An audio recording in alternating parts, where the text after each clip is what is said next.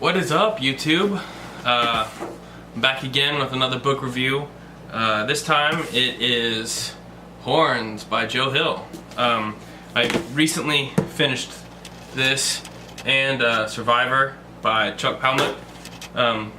Both good books, but today I'm going to talk to you about Horns. I have not seen the movie. But I'm going to see the movie just because this was a really good read. I'm really falling in love with Joe Hill's writing style. I've read both Horns and The Fireman now, and I'm really enjoying it. And I got Heart Shaped Box right here. This one's next. I know I'm reading them in a weird order, but nevertheless, I'll get to that. But this was a really fun. It was fun. The whole premise of the story is this dude wakes up and he's sprouted horns, and when he talks to people, I guess they see the horns, but it's not like, what the heck's going on with you? It's more of a like they see him and they share their like deepest desire, not even desires, but like bad things that they want to do. Like at one point, he's accused of, he's acquitted of actually a rape and homicide of his girlfriend, and he's acquitted of that. But there's still people in the town who think that he's done it. So he interacts with those people, and they're like, "Man, I just want to like kick your face in and do stuff like that." And he's like, yeah, don't do that. He kind of figures out that his powers are like he can, when people tell him stuff that they want to do, he can tell them like, yeah, you should do that, and then they go and do it, or he can encourage them to do things.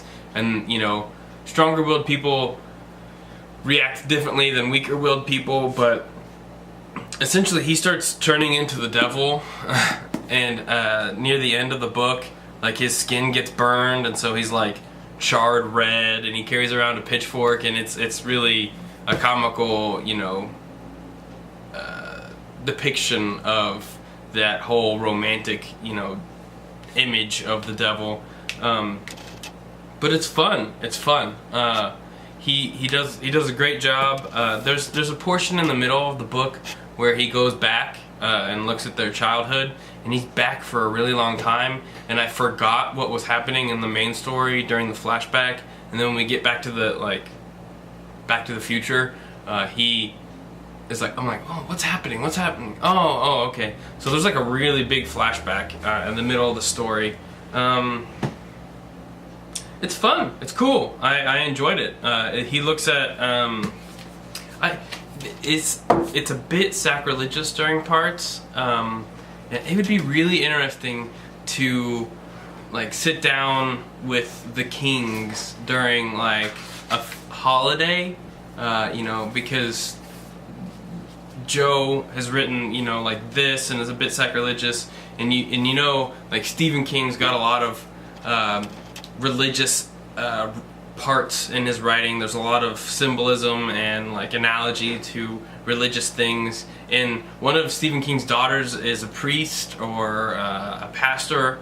I'm not entirely sure which church or what denomination, but that'd be really interesting to sit in on one of those conversations that I'm guaranteed that they would have, just to kind of see what kind of theologies the different family members of the King family have. But nevertheless, it's a good read. If you don't mind a bit of sacrilegious in your reading, sacrilegious in the way that Ignatius is his name, which is a really old theologian, like 3rd or 4th century theologian, and I think he's the one that said the quote that God became man so that man could become God, which is not what it sounds like. There's a lot that goes into understanding that, but I digress. Yeah, so there's a part where Ignatius is like urinating on like a statue of Mary, and he's like talking. There's a big monologue in here where he's talking to a whole bunch of snakes, and he kind of justifies Satanism. You're like, okay, yeah. So it's interesting to see that perspective. So I would definitely suggest to those of you who are not. It seems like a lot of my suggestions are for people who are not like weak-hearted. You know what I mean? Like, you gotta have some strong constitution if you're gonna read some of the things that I suggest. Specifically Chuck over here. But nevertheless, I would suggest it to those of you who like that kind of a thing. 3.5 out of 5. It's good. It's good. I don't read things.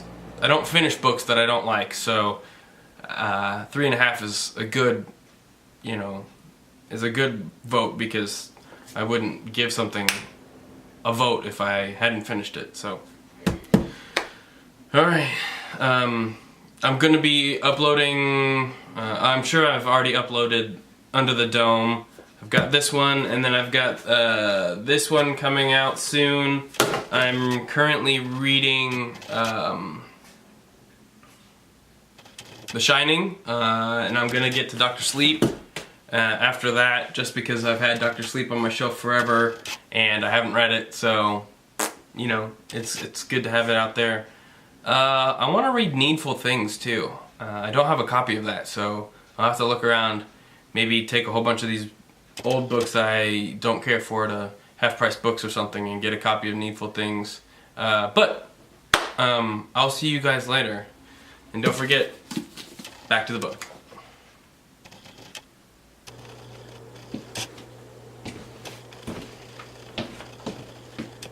What's up, everybody? Thanks for watching the video. You saw what's coming up, what just happened, and new things that I'm reading. So if you like this video, make sure you like it and then watch some of these other videos. These are great videos. Alright. Catch you guys next time.